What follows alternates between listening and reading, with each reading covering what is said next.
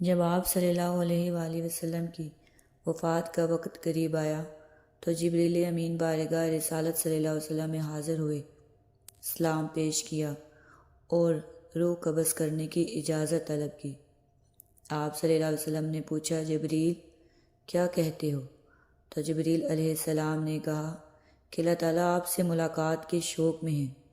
تو آپ نے ارشاد فرمایا، اچھا تو ٹھیک ہے، جاؤ اور اللہ تعالیٰ سے پوچھ کے آؤ کہ میرے بعد میری امت کے ساتھ کیا معاملہ کیا جائے گا۔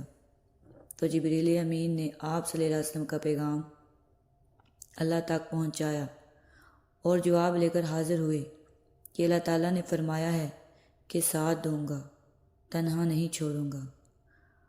پھر آپ صلی اللہ علیہ وسلم نے فرمایا، اب میری آنکھیں ٹھنڈی ہیں، اجازت ہے روح قبض کر لو۔ سبحان اللہ۔